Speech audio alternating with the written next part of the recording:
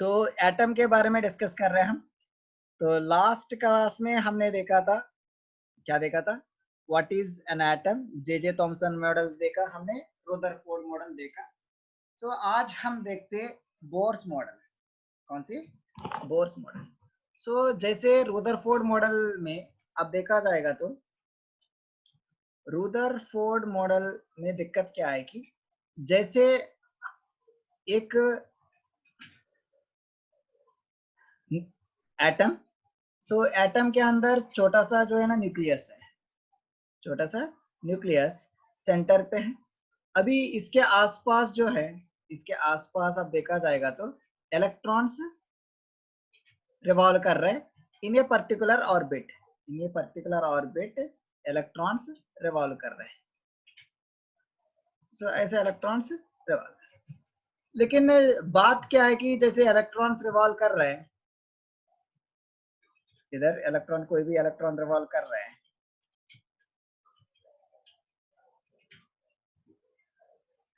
सो जब भी electron move करते वक्त प्रॉब्लम क्या है कि ऐसे मूव कर रहे हैं, so it is having some change in direction in the velocity, velocity में डायरेक्शन चेंज हो रही है। जब वेलोसिटी में डायरेक्शन चेंज हो रही है, so we are having an acceleration towards the center of the circle, so therefore we are experiencing, the electrons are experiencing some acceleration that is called centripetal acceleration, that is equal to mv square upon r, जो भी acceleration act हो रही है। सो उसमें problem क्या है कि उसमें प्रॉब्लम क्या आया, इधर जो भी एक्सेलरेशन, मतलब कोई भी चार्ज है, हमने इलेक्ट्रोस्टैटिक में देखा था, चार्ज रेस्ट पे होगा तो क्या होगा, चार्ज मोशन में होगा तो क्या होगा, चार्ज एक्सेलरेट करेगा तो क्या होगा, रेस्ट में होगा तो क्या होगा, यूनिफॉर्म मोशन में होगा तो क्या होगा, और एक्सेलरेशन होगा तो क्या होगा। रेस्ट में क्या होगा, सिर्फ इलेक्ट्रिक फील्ड शो करेगा, हाँ जी, और यूनिफॉर्म मोशन में इलेक्ट्रिक फील्ड भी शो करेगा एंड मैग्नेटिक फील्ड भी शो करेगा। और एक्सेलरेशन जब कर रही है तो उसमें जो है ना इलेक्ट्रिक फील्ड भी शो करेगा, मैग्नेटिक फील्ड भी शो करेगा एंड एक्सेलरेशन भी होगी, एंड सॉरी रेडिएशन भी होगी। सो जब रेडिएशन हो रही है, जब रेडिएशन हो रही है, it is losing some energy, it is losing some energy, lose कर रहा है। सो जैसे ये ट्रैवल करते करते, है ना, ये ट्रैवल करते करते करते करते अपना पाथ से डिविएट होके ये फाइनली क्या होना चाहिए, न्यूक्लियस के अंदर फॉल होना चाहिए। सो जब ये न्यूक्लियस के अंदर फॉल हो गए, atom must be collapse, atom must collapse. लेकिन प्रैक्टिकल में अब देखा जाएगा तो atoms are stable, atoms are stable. So इसका मतलब हमने जो पढ़ा इलेक्ट्रोस्टैटिक्स में, इज इट रॉन्ग? सो ये चीज रुदरफोर्ड से पूछा गया and Rutherford is unable to answer, this is the limitation of Rutherford, he cannot explain the stability of an atom, stability of atom में एक्सप्लेन नहीं कर पाया, और स्पेक्ट्रल सीरीज के बारे में भी एक्सप्लेन नहीं कर पाया, स्पेक्ट्रल सीरीज के बारे में explain, but he explained about the nucleus, nucleus centre पे होती है, इलेक्ट्रॉन्स रिवॉल्व करती है, और उसके बाद kinetic energy of the electron, क्योंकि इधर जो इलेक्ट्रॉन्स रिवॉल्व कर रहा है, so that is due to centripetal force, that is centripetal force provide करने के लिए कोई ना कोई फोर्स होना चाहिए, that force is called, that force is called electrostatic force between the nucleus and electron, nucleus and electron। so उधर force क्या हो गया अपना, centripetal force, that is equal to mv square upon r is equal to k q1 q2 upon r square। so q1 कितना हमारा Ze, q2 कितना e electron का, k upon r square, that is equal to mv square upon r। तो r gets cancel, r gets cancel, so mv square तो half से multiply किया इधर मैंने, हाफ mv स्क्वायर, हाफ से multiply करेंगे तो उधर भी हाफ से मल्टीप्लाई करना है, that is equal to k z e square upon 2r is the kinetic energy of the electron, Kinetic energy of the electron is given by Rutherford. Is given by Rutherford. तब जो है ना जब Rutherford limitation आ गए तो उसका student जो है नील्स बोर, ठीक है, उसने ऑब्जर्व किया, पूरा एक्सपेरिमेंट को ऑब्जर्व किया। ऑब्जर्व करने के बाद what he concluded is 3 conclusions लेके आया, 1 2 3 बोर्स मॉडल। तो ये जो 3 कंक्लूजन्स को बेस लेकर हम जो मॉडल बनाते हैं और जो मॉडल हम यूज कर रहे हैं आज का टाइम में भी कंसिडरेशन में, that is Bohr's model. First conclusion ये है कि atoms are stable, atoms are stable, ये पोस्टुलेट्स कहते हैं, क्योंकि ये एक्सपेरिमेंटल रिजल्ट से उसने कंक्लूड किया, बट उसका कोई जो है ना थियोरेटिकल एक्सप्लेनेशन नहीं है, इसलिए इसको हम पोस्टुलेट्स कहते हैं। इसने बताया था कि जो भी इलेक्ट्रॉन्स रिवॉल्व कर रहे हैं न्यूक्लियस के अराउंड, जो इलेक्ट्रॉन्स रिवॉल्व कर रहे हैं वो कोई एनर्जी रेडिएट नहीं करेगा, कोई एनर्जी रेडिएट नहीं करेगा until it is inside in particular orbit. These orbits are stable orbits. These orbits are stable orbits, ठीक है ना, फिक्स्ड ऑर्बिट्स है। और दूसरा ये बताया था कि एंगुलर मोमेंटम इज कांस्टेंट, एक इलेक्ट्रॉन का जो एंगुलर मोमेंटम है that is constant, that is equal to integral multiple of h upon 2 pi. Angular momentum is equal to integral multiple of h upon 2 pi. और third postulate ये बताया था कि जब इलेक्ट्रॉन एक ऑर्बिट में जब मूव कर रहा है फिक्स्ड एनर्जी से मूव करेगा, एनर्जी रेडिएट नहीं करेगा, सच दैट एनर्जी लॉस नहीं होगा और ये फॉल नहीं होगा, electrons are stable in their orbit, hence the atom is stable. But when electron jumps from one orbit to another orbit, हाँ जी, एक ऑर्बिट से दूसरा ऑर्बिट तक का इलेक्ट्रॉन जंप करते, ऊपर जंप करे नीचे जंप करे, जब इलेक्ट्रॉन जंप कर रहा है तो E2 minus E1 is equal, the difference energy के साथ जो है ना कुछ रेडिएशन निकालेगा, that is equal to h mu, that is the energy is radiated by an atom when electron jumps from one orbit to another orbit, that is equal to E2 minus E1 is equal to h mu. E2 minus E1 is equal to h mu. समझ आ गई?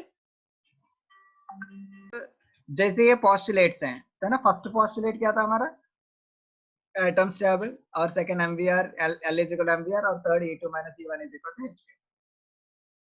अभी जैसे एक atom लिया, ठीक है, for example hydrogen atom लेते हैं, हाइड्रोजन एटम में लिया तो इसके सेंटर पे जो है ना न्यूक्लियस, और एक इलेक्ट्रॉन रिवॉल्व कर रहा है, कितना इलेक्ट्रॉन रिवॉल्व कर रहे हैं, एक इलेक्ट्रॉन रिवॉल्व करेगा इसके अराउंड,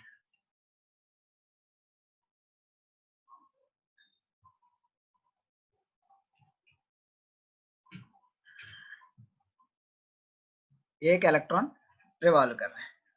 जब एक इलेक्ट्रॉन रिवॉल्व कर रहा है इसका, तो कौन सी फोर्स एक्ट कर रही है इसके ऊपर, कौन सी फोर्स एक्ट कर रही है, अरे यार ये सर्कल में घूम रहा है तो कुछ ना कुछ फोर्स तो रेस्पॉन्सिबल होना चाहिए सर्कुलर मोशन में मूव करने के लिए, कौन सी force, centripetal centripetal force. Centripetal force कौन सी फोर्स का वजह से आ रही है, इलेक्ट्रोस्टैटिक फोर्स। खुद सेंट्रीपेटल फोर्स तो एक्ट नहीं होती, सो इलेक्ट्रोस्टैटिक फोर्स एक्ट कर रही है। सो इधर से हम क्या लिख सकते हैं, हाँ mv square upon r is equal to क्या आएगा, mv square upon r is equal to 1/4 pi epsilon naught into q1 q2 upon r square, q1 q2 upon r square. हमें पता है q1 is equal to electron, q2 is equal to Ze, मतलब nucleus का charge Ze होगा, तो hydrogen होगा तो 1 होगा, हीलियम होगा तो 2 होगा, लिथियम होगा तो 3 होगा, so that is equal to Ze square, ठीक है। So r gets cancel, r gets cancel, therefore mv square into r is equal to Ze square upon 4 pi epsilon naught. So इसको ऐसे लिख सकता हूँ मैं mvr into r, हाँ जी, इसमें जो ना ऐसे लिख सकते हैं M V R into V लिख सकते हैं, M V R into V लिख सकता है, is equal to Z E square upon 4 pi epsilon naught. So MVR is equal to from second postulate ये हो गया आपका NH upon 2 pi, NH upon 2 pi into V is equal to Z E square upon 4 pi epsilon naught. So इधर से अब V calculate करके बताओ मुझे कितना आ रहा है. हाँ जी अभी जल्दी बताना है. और ये V जो आया, ठीक है, पहले V कैलकुलेट करो, V कैलकुलेट करके बताओ मुझे. आप बताओ. P is equals to Z square Z E square upon upon 2H epsilon naught N. 2 epsilon H naught H. N. यही है, हाँ जी सर. पक्की बात है. पता नहीं.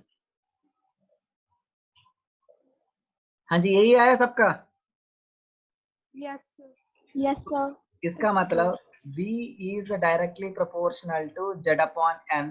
ये फॉर्मूला पता होगा तो अच्छी बात है, अदरवाइज ये तो पता होना चाहिए V is directly proportional to Z upon N.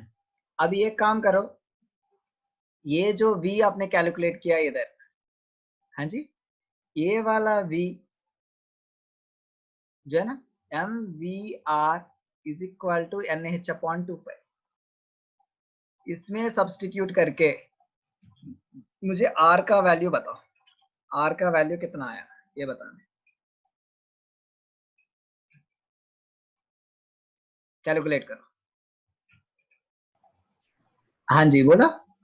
Epsilon naught epsilon naught H square H N square N square by by pi M pi M Z E square. Z E square. सही है. Yes. पता नहीं. ये पता नहीं क्या है. मेरा तो यही आया है. सर यही आया है मेरा भी. तो R is directly proportional to N square upon Z आ गई, बाकी तो कांस्टेंट है, इनकेस ये सही होगा तो. ठीक है. सो Yes, sir. अभी क्या करोगे कि आप लोग घर पे बैठे हो ना तो कोई चक्कर नहीं. तो एप्सिलॉन नॉट का वैल्यू पता है, पता है कि नहीं. ठीक है, 1/4 पाई एप्सिलॉन नॉट का वैल्यू पता है. Yes, sir. Yes sir. 9 Yes, into sir. 10 power 9. ठीक है, तो इसका मतलब इधर से एप्सिलॉन नॉट पता चल जाएगा, पुट कर लोगे. ठीक है, तो जो भी है 1/36 इंटू 10 पावर 9 इंटू पाई जो भी पुट कर दो. H का वैल्यू पता है Yes, sir. कितना. 6.6 into 10 raised to power minus 34 joule. N का वैल्यू पता है, नहीं पता. No. I का वैल्यू पता है, Yes, sir. क्योंकि इधर भी से एक पाई आएगा, इधर से एक पाई आएगा, पाई स्क्वायर 10 हो जाएगा, कोई चक्कर नहीं है. M का वैल्यू पता है Yes, sir. कितना. 9.1 into किसका मास 10 है, raised to power इलेक्ट्रॉन का minus. मास है. तो E का वैल्यू पता है, Yes. Yes. है ना. सिर्फ N और Z का वैल्यू के अलावा बाकी सारे पता है. Yes. तो इसका मतलब R is equal to something into N स्क्वायर, something into N square upon Z, Yes. है ना. तो इसका मतलब हम R is directly proportional to N square upon Z लिख सकते हैं. Yes, sir. तो अब जल्दी जल्दी जल्दी जो है ना इधर क्या है वो बताना है. 0.529. हाँ जी, याद है ना या कैलकुलेट कर ली. सर केमिस्ट्री में किया था. अभी सॉल्व करके बताओ मुझे, कैलकुलेट करो. तो V का फॉर्मूला क्या है हमारा, Z E square upon Z E square upon 2 epsilon naught into HN यही आया 2 एप्सिलॉन नॉट HN, और R का वैल्यू क्या आया epsilon naught H square N square, R is equal to epsilon naught H square N square upon क्या है pi m